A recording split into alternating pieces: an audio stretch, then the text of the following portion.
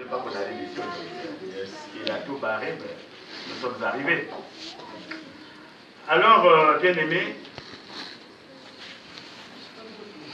je dois avouer que j'ai éprouvé d'énormes difficultés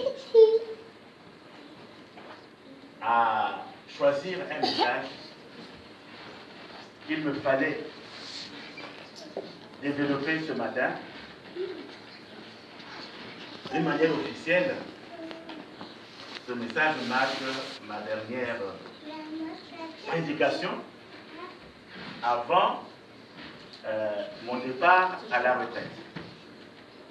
Donc, je n'aurai plus cette facilité, cette joie d'être avec vous tous les dimanches comme nous l'avons été, en tout cas, pendant plus de 14 ans. C'est pour cela que ce message a été très difficile à trouver, très difficile à choisir. Et c'est pour cela d'ailleurs que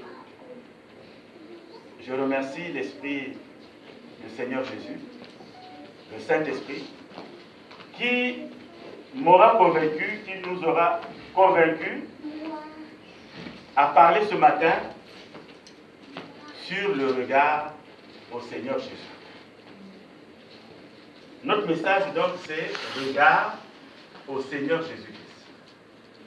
On fixe son regard vers Jésus-Christ. Vous savez que l'orientation du regard détermine la direction de notre cheminement. Le plus souvent, on marche là où sont posés les yeux. À moins que vous marchiez, à moins que vous marchiez à contresens. Mais quand on marche, on regarde en tout cas devant soi.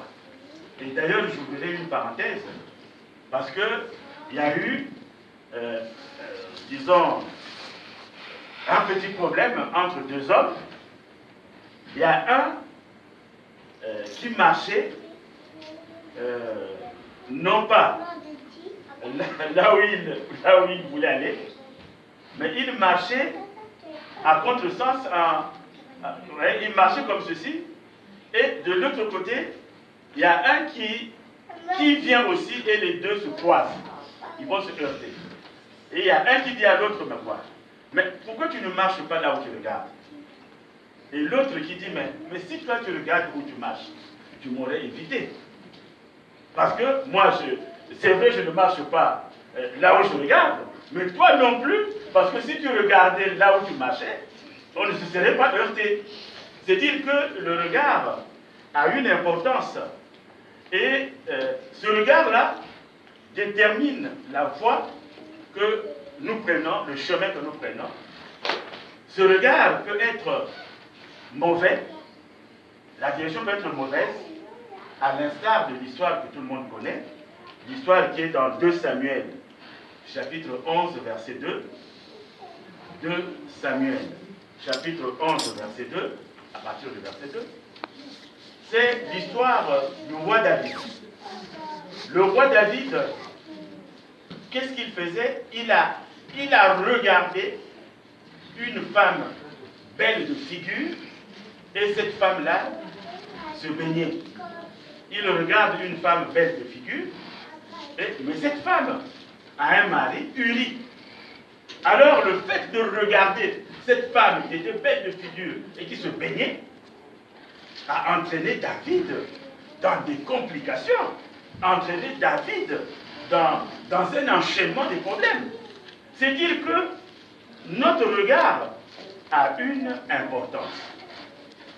Et nous savons tous que, comme je l'ai dit au début, l'Église évangélique La Source de Vivre, l'Église chrétienne évangélique La Source de Vivre, est à l'orée d'une mutation. Nous sommes, dans quelques jours, devant une mutation, devant un bouleversement, devant un changement. C'est pour cela que cet événement peut foncièrement influencer beaucoup d'entre nous, nous qui sommes de l'Église, ça peut vraiment nous influencer. C'est pour cela que ce matin, nous allons essayer d'examiner, nous allons essayer de décortiquer 3 formes de regard. 3 formes de regard, et ce regard qui conditionne une forme de foi, la foi. Donc, le premier regard que nous allons voir, c'est le regard de la foi superficielle. Le regard de la foi superficielle. Le deuxième regard que nous allons voir, c'est le regard de la foi par personne interposée. Et le troisième, c'est le regard à Jésus-Christ. Le regard de la foi superficielle. On peut être tenté, et beaucoup seront tentés par cette foi, par ce regard. En effet, dans le fonctionnement d'une église, au bout de quelques années, au bout de quelques mois, il y a des personnes qui ont atteint une certaine sécurité. Ils ont atteint une certaine sécurité. Ils restent dans cette sécurité. Et qu'est-ce qui se passe? Cette sécurité leur paraît difficile à quitter. C'est-à-dire, je suis habitué à faire ceci, je suis habitué à faire cela, je suis habitué à... Et lorsqu'on apporte une nouvelle expérience, ces gens ont des difficultés à s'adapter. Dans la Bible, cela nous ramène à Genèse, chapitre 19, verset 26. Il s'agit de la femme de Lot. La Bible dit, Genèse 19, verset 26, la femme de Lot regarda en arrière et elle devient une statue de sel. Cette femme a vécu à Sodome et Gomorrhe, la ville de Sodome et la ville de Gomorrhe. Elle a vécu là-dedans. Elle a eu certainement des richesses. Elle a accumulé, disons, une expérience dans ces villes. Elle vivait là, et nous savons que Sodome et Gomorrhe, ce sont les villes où a commencé ce que nous appelons aujourd'hui les rapports bizarres, ce que l'on appelle aujourd'hui l'homosexualité. L'homosexualité avait commencé là. Et Dieu a détruit ces villes. Dieu a détruit Sodome et Gomorrhe. Et on dit à l'autre, à ses filles et à cette femme, vous allez quitter Sodome et Gomorrhe, mais quand vous allez avancer, ne regardez pas derrière. Ne regardez pas derrière. Mais elle était dans la difficulté de ne pas regarder parce que Sodome et Gomorrhe, c'était toute sa vie. Sodome et Gomorrhe, c'était son expérience. Sodome et Gomorrhe, c'était sa richesse. Alors elle n'a pas pu se retenir. Elle est restée dans le regret. Elle est restée dans le regret parce qu'elle regrettait ces villes. Elle regrettait Sodome et Gomorrhe. Donc quand elle avance, elle se dit c'est pas possible. Pourquoi on me dit de ne pas regarder? Pourquoi je ne peux pas regarder? Donc elle ne pouvait pas quitter cette situation pour aller vers une nouvelle situation. Et encore, ce qu'on lui demandait, c'est de quitter Sodome et Gomorrhe pour aller vers le désert et être sauvée. Mais qu'est-ce qu'elle va faire? Elle n'a pas pu. Alors elle se retourne. Et quand elle se retourne, elle voit comment la ville était consumée. Elle voit comment la ville était détruite. Mais comme le Seigneur avait dit de ne pas regarder derrière, elle a regardé derrière et elle est devenue une statue. C'est comme dans la vie d'une église.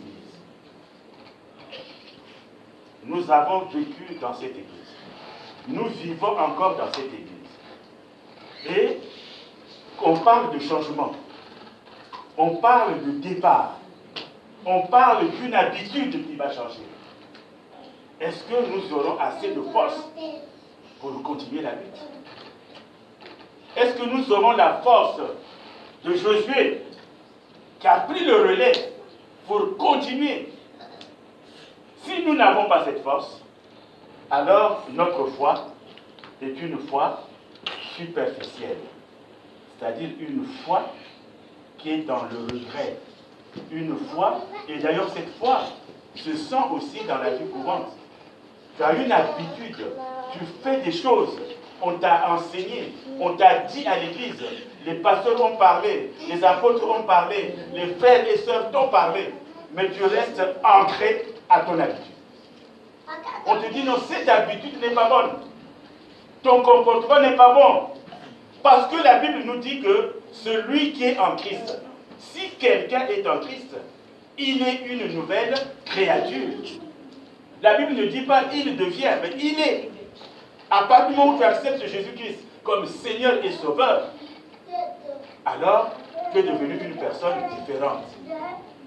Parce que devenir enfant de Dieu, et puis plus tard grandir, devenir fils de Dieu, ne s'acquiert pas par délégation. Par délégation, ça ne s'opère pas par... voilà, c'est-à-dire comme mon père est chrétien, moi aussi je deviens chrétien. Non. C'est pour cela que les églises de réveil ne baptisent pas les enfants, on ne baptise pas les bébés, parce que le bébé ne sait pas ce qu'il fait. Le bébé ne sait pas choisir. Nous, on devient chrétien, et d'ailleurs la Bible dit à tous ceux qui l'ont reçu et qui ont cru en son nom.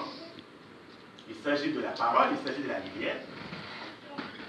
Elle leur a donné le pouvoir de devenir enfants de Dieu.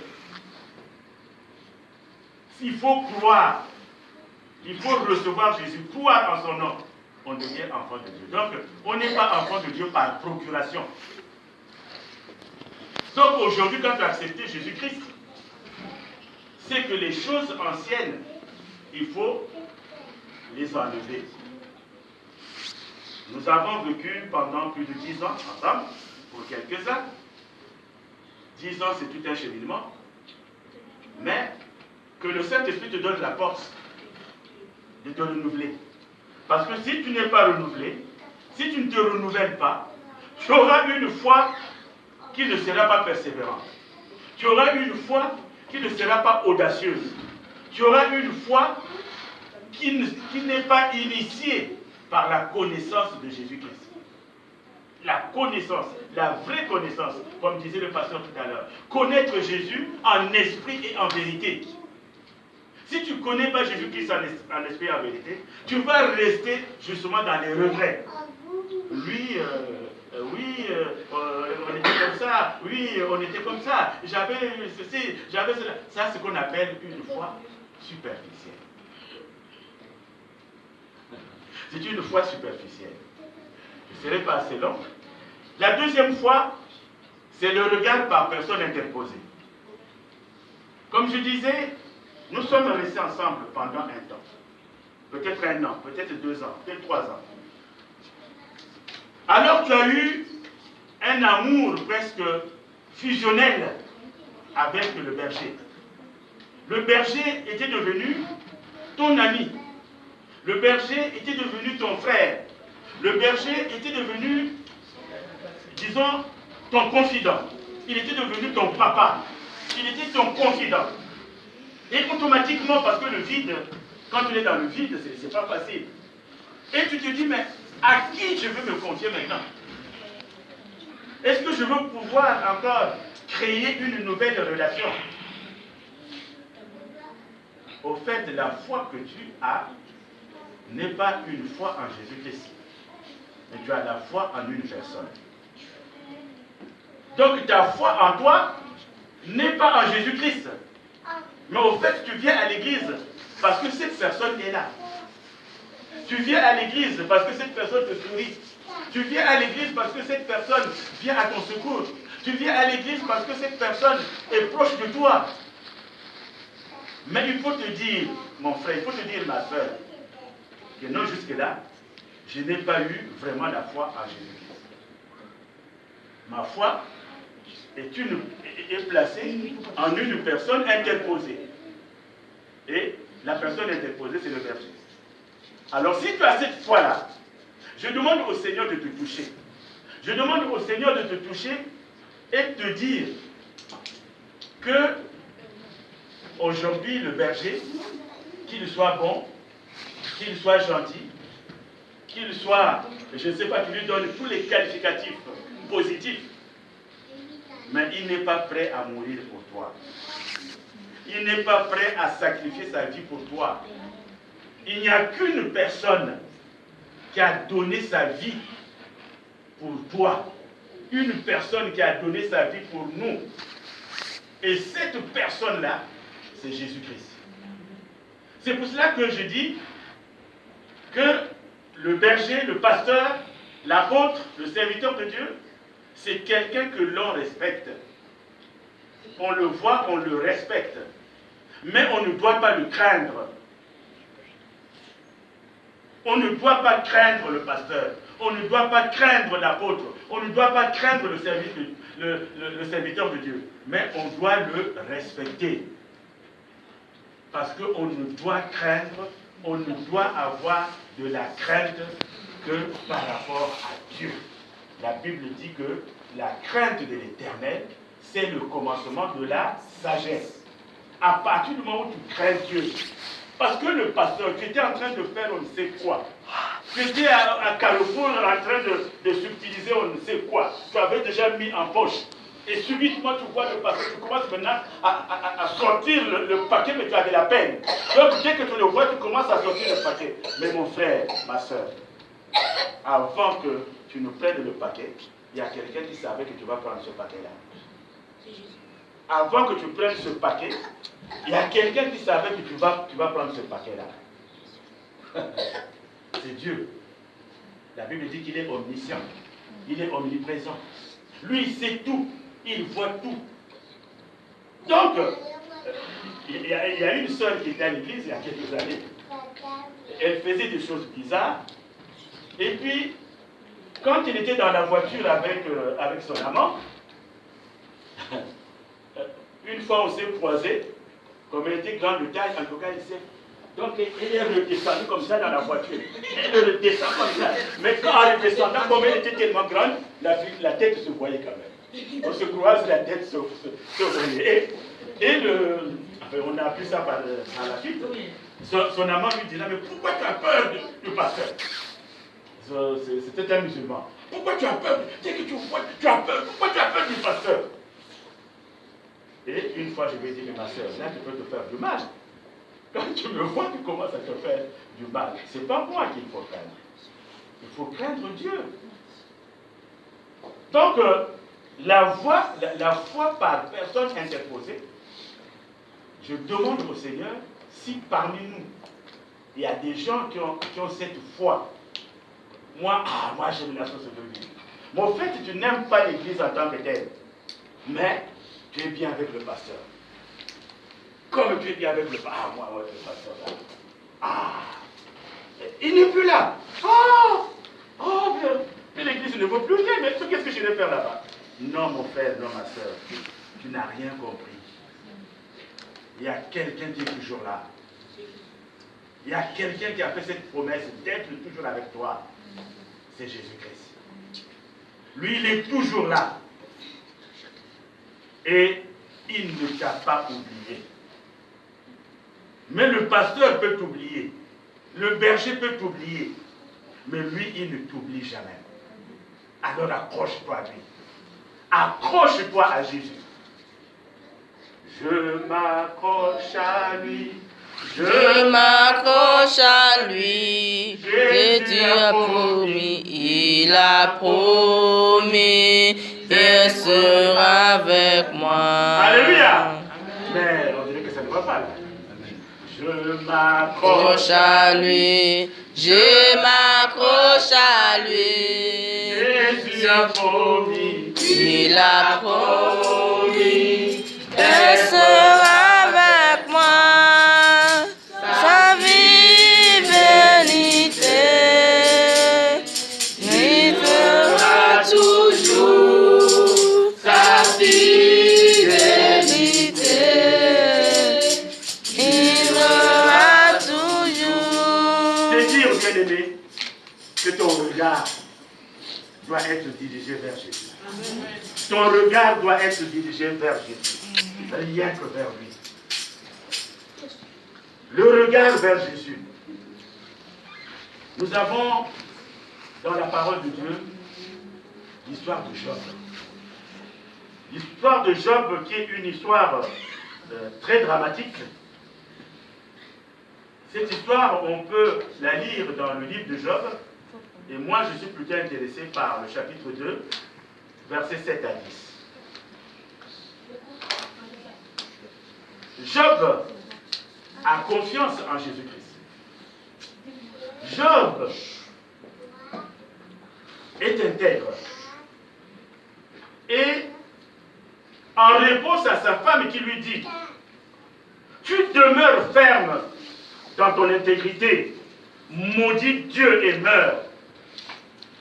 Cet homme-là, Job, il a dit à sa femme, tu parles comme une femme insensée. Quoi? Nous recevons de Dieu le bien, et nous ne recevions pas aussi le mal. Et les saintes écritures témoignent. En tout cela, Job ne pécha point par ses lèvres. Job ne pécha point.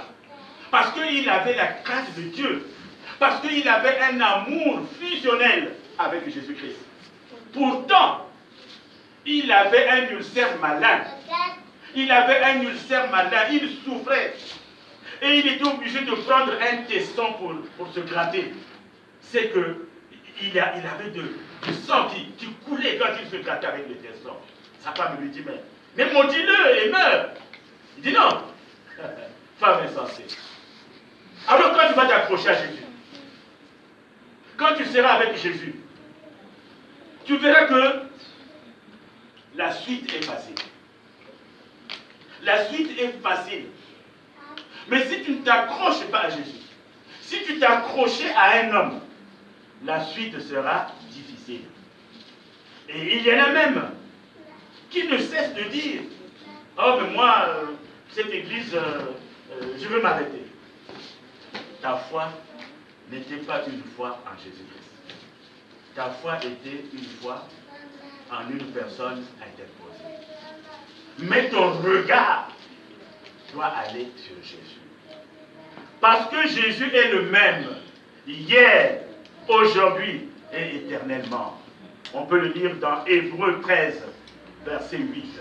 Jésus est le même, hier, aujourd'hui et éternellement. Il est le même.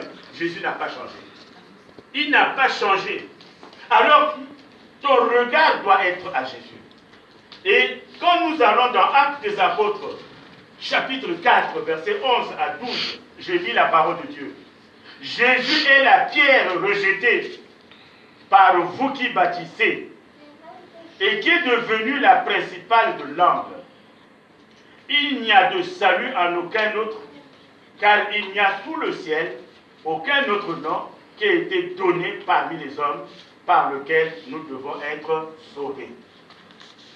Le berger, il peut faire 100 ans dans l'église, mais il ne te sauvera pas. Il peut faire 200 ans dans l'église, il ne te sauvera pas.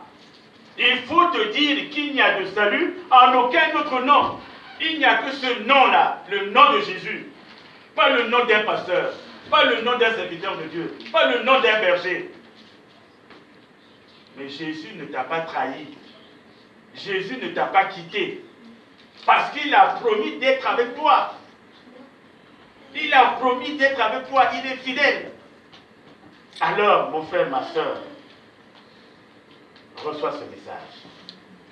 Et 1 Pierre, chapitre 2, versets 4 à 10. 1 Pierre chapitre 2, versets 4 à 10. On peut lire. Approchez-vous de lui, pierre vivante, rejetée par les hommes, mais choisie et précieuse devant Dieu. Et vous-même, comme des pierres vivantes, édifiez-vous pour former une maison spirituelle, un saint sacerdoce, afin d'offrir des victimes spirituelles agréables à Dieu par Jésus-Christ. Car il est dit dans l'Écriture, voici, je mets en Sion une pierre angulaire, choisie, précieuse, et celui qui croit en elle ne sera point confus. Si tu crois en Jésus, tu ne seras point confus. Mais si ta référence est le pasteur, si ta référence est le berger, crois-moi que ce jour-là, le Seigneur te demandera, mais quoi? Tu m'as aimé? Ah oui, Seigneur, tu m'as aimé. Mais non, tu ne m'as pas aimé. Parce que ma parole, tu ne l'as pas écoutée. Ma parole, tu ne l'as pas mise en pratique. Ma parole, tu ne l'as pas mise en pratique. C'est-à-dire aujourd'hui, la Bible ne nous interdit pas d'apprécier quelqu'un. Mais tu ne dois pas l'apprécier plus que Jésus-Christ. D'ailleurs, il nous dit que celui qui aime sa mère plus que moi, celui-là ne m'aime pas. Il ne m'aime pas. Alors, il parle de la mère, il parle du père, mais comme une fois pour un pasteur, qui n'est qu'un envoyé, qui n'est que quelqu'un choisi par Dieu, parce que ce n'est pas toi, ce n'est pas moi qui avons choisi Jésus. D'ailleurs, il l'a dit aux apôtres, il a dit, vous, les 12, ce n'est pas vous qui m'avez choisi, mais c'est moi qui vous ai choisi. Donc, c'est lui qui nous a choisis. C'est lui qui fait que nous soyons là. Alors, ne remplaçons pas là où il y a Jésus, la place de Jésus, par la place d'un pasteur, d'un berger, aussi gentil est-il, aussi je ne sais pas comment est-il, mais nous sommes appelés à... La mission de Dieu ne s'arrête pas dans une église. Beaucoup de gens pensent que la fin de Dieu, d'ailleurs il y a quelqu'un qui m'a dit, mais comment on peut prendre une retraite? Mais avec Dieu, il n'y a pas de retraite. Si, avec Dieu, il n'y a pas de retraite. Et j'avais dit à ces personnes qui m'ont posé la question, je leur ai dit, mais attendez, regardez un peu le véhicule, la voiture. Elle est faite comment? Elle est faite avec du fer. Il y a le fer. Le fer, c'est incassable. Mais quand vous roulez avec pendant, je ne sais pas quelques années, aujourd'hui, nous avons des voitures qui ne pouvaient même plus circuler. D'ailleurs, là, on commence à faire une guerre contre le gasoil. Nous qui avons du gasoil, on ne sait même pas ce qu'on va devenir. Donc ça, c'est le véhicule. Mais combien de fois pour l'être humain, qui a un corps, qui a une chair, et qui doit souffrir? Il y a des automatismes que l'on ne peut plus faire. Vous avez remarqué que vers la fin, c'était très difficile pour nous d'arriver ici avant 10 heures. Alors que dans le temps, maman est là, on arrivait toujours avant 10 heures. Donc il y a des choses qui ne trompent pas. Et c'est normal que l'on prenne, que l'on serve Jésus d'une autre manière. Dans le sens où, avec la prière, il n'y a pas de retraite. Prier Jésus, c'est jusqu'à la mort. Prier, jeûner, plier les genoux, c'est jusqu'à la mort. Prier pour des frères, prier pour des sœurs, c'est jusqu'à la mort. Et si un jour on est invité à aller prêcher, c'est jusqu'à la mort. Mais la responsabilité, demandez au pasteur, il vous dira ce qu'on appelle être berger d'une église. C'est un travail difficile. Parce que vous ne le savez pas. Le berger doit régulièrement prier pour les brebis. Au temps de Jésus, selon la parole de Dieu, la Bible dit que les brebis reconnaissent la voix de leur berger. Parce que les gens ne s'imaginent pas qu'est-ce qui se passait en ce temps-là. Donc, tous les bergers à supposer de Courtois-sur-Yonne, venaient parquer leurs brebis au même endroit. Donc ils reviennent du pâturage, ils les laissaient tous au même endroit. Maintenant le matin, quand chaque berger arrivait, il dit on va partir. Les bergers reconnaissent la voix. Et les bergers qui étaient, les brebis qui étaient mélangées avec d'autres brebis vont se lever parce qu'ils connaissent que c'est leur berger. Ça se passait comme ça. C'est vrai. Pendant beaucoup de temps, vous avez connu ma voix. Mais, vous savez, il y a un temps pour naître, il y a un temps pour grandir, il y a un temps aussi pour vieillir. Et quelqu'un m'a dit, mais Abraham, à 90 ans, il était solide. Oui, en ce temps-là, Abraham, eux, ils vivaient pendant 400 ans. Ils vivaient pendant 600 ans. Mais nous, quand tu atteins 100 ans, tu deviens, comment ça s'appelle ça, le doyen de l'humanité. 100 ans, tu es doyen de l'humanité. Celui qui a 110 ans, je ne sais pas maintenant quel âge il a le doyen, il ne doit pas avoir plus de 120 ans. Le doyen de l'humanité. Vous voyez, en leur temps, c'était encore jeune. Mais c'est pour ça que je m'étonnais quand je voyais ma soeur, ma fille qui avait le même problème que moi. Je disais, oh Seigneur. Je dis, Seigneur, elle est encore jeune. Ne lui donne pas mon poids, ne lui donne pas mon poids. Parce que même me tenir ici, si je vous donnais mon corps, vous allez vous dire, mais comment il peut pour être debout? C'est ça, bien aimé. Quand on est jeune, on a l'avenir devant soi. Mais quand vous avancez en âge, il faut savoir se reposer. C'est pour cela, ce que je voulais dire pour terminer,